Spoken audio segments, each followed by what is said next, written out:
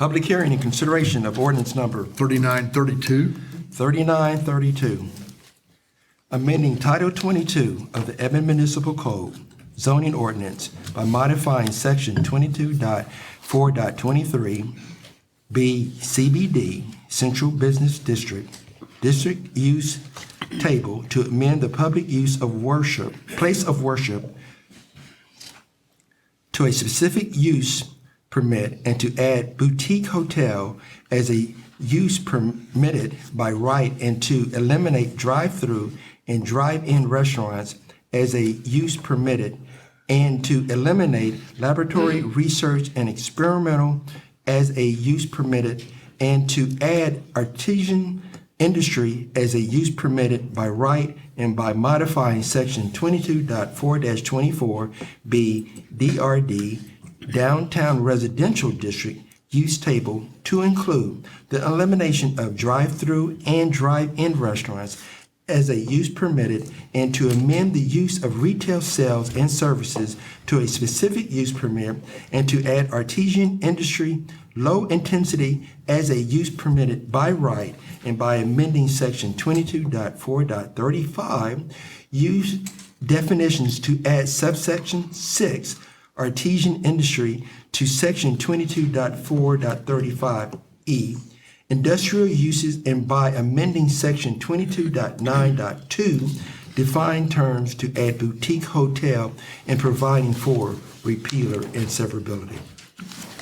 That's a mouthful. Sorry about that. And, huh? In other words, So you want to explain that? Probably quicker than you had to read through all that. I'm Randy Ensign, Director of Planning. I'm here tonight to explain what all that just meant. And really what they are changes, amendments to Title 22, specifically the Central Business District and Downtown Residential District zoning districts. So where this comes from is the Central Edmond Urban District Board has oversight of the area shown in red right here, kind of shown in red. There we go. The red outline. It basically runs from Danforth to 9th, Fretz to University. They have a list of implementation projects that they are slowly working their way through. One of those was to do some code cleanup and to allow certain things. So that's why we're here in front of you tonight. And the whole point of those implementation projects are to fulfill the vision that was included in the downtown master plan and making downtown a walkable, vibrant urban area, basically. The specific changes relate to the areas shown in purple here. The lighter purple on the left is the CBD area, and that's the area around the historic core of downtown. And then the darker purple is the downtown residential district. CBD is intended to be that kind of mixed-use, high-intensity urban area.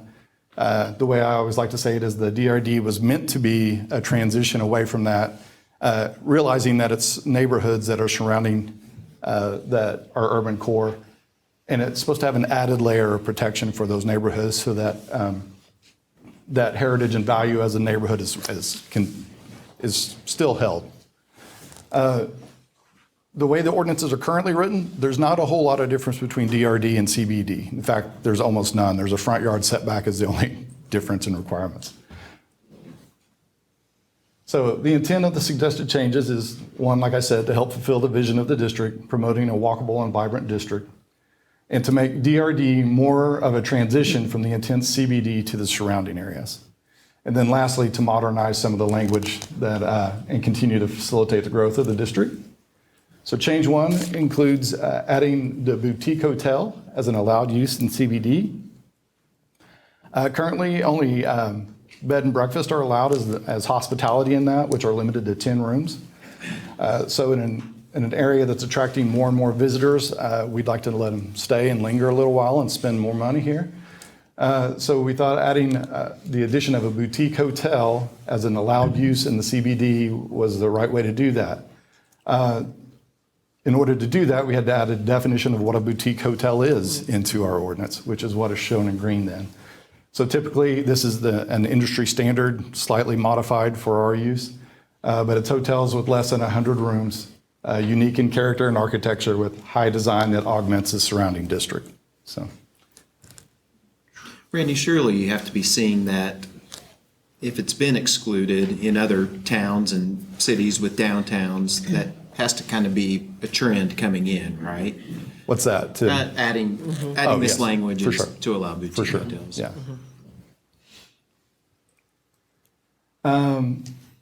This next change is it removes drive-ins and drive-through restaurants as an allowed use in both districts, the CBD and DRD. So the current language allows them by right in both districts. What this does is increases the curb cuts across sidewalks for the drives serving those. And it's really an auto-centric use that we're now trying to kind of shoehorn into our pedestrian-friendly area. We've recently had a couple of applications come through with them, and what we've discovered is the stacking that is required for those drive-through windows becomes a big problem in those tight urban lots. And they end up spilling into the public alleyways and public streets, which is not ideal either. So the changes proposed remove both those uses in both districts. Restaurants are still allowed. Keep in mind, this is not retroactive, so any uses that are currently existing today will still be allowed to exist. And that would have nothing to do with walk-up windows, is that correct? Correct. What about bicycles? Bicycle drive-through. Propose one, we'll see. It also adds a requirement for a specific use permit for places of worship in the CBD and DRD. In our current ordinance, the only two districts that don't require that are the CBD and DRD. I don't know why that is. But what the specific use permit does is it allows for the consideration of ancillary issues such as parking, access, impacts on other surrounding businesses to be considered as a part of the entitlement as it goes through the process. We'd like to add that in for CBD and DRD. It's particularly important for places of worship because they also have some state mandated boundaries that don't allow other businesses within that. So we want to be careful where those locate over time.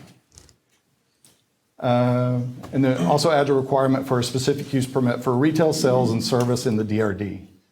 The current ordinance allows that by right, and if you remember, we said we're trying to delineate a little better, draw a harder line of distinction, create that transition and step down into DRD. We thought by still allowing retail, but making them get the specific use permit, that we can still account for things like parking, access, and the impacts on the neighborhood while it's getting its entitlements. And last, you heard that word a lot in the ordinance that the mayor read, to add our artisan industry in as an allowed use in the CBD and partially in the DRD. Currently, there's no allowed industry at all, except for some soft language about laboratory use. Most vibrant urban districts now typically have opportunities for artists and makers to be a part of that district. The change includes a description shown on right that's at small scale. It's generally production of goods by artists, craftspeople, cooks, things like that on their premise. It can be for retail. It could also be part of a learning experience. It could just be viewed by people walking by. But we wanted to allow that in the district to keep that vibrancy going. We did distinguish, and it was included in your packet, there's a low intensity, which would be allowed in both districts, which don't have those kind of exterior impacts on the neighborhood, versus high intensity, which would only be allowed in CBD. That's where we draw a line. Just so you know, the process I went through after discussions with the Central Edmond Urban District Board and creation of them, they did recommend approval at their October meeting. Planning Commission has to review all zoning changes, so they took a look at it in November and also recommended approval, and here we are tonight. So, happy to answer any questions. Thank you. Do we have any churches that are in this district now? Sure. There's several. Yeah. Yeah, All right, and they're grandfathered in. they're grandfathered in, just like anything else. The specific use permit wouldn't prevent a church from going there. It's just going to require a little bit of detail up front to see how it's going to work. I could see partnerships. I mean, it'll be up to them to work with neighbors around, but you know, on Sunday or whatever day of worship, partnering with other parking opportunities and things like that. So In a very dense environment, if you put a church in the wrong place, it could have an effect on a lot of places directly around it on whether they could locate there. Sure. It's an interesting dynamic. Very good. Thank you. Any other questions, comments? Thank you for doing that work, Randy. I've been Absolutely. needing to Happy clean to this do it. up.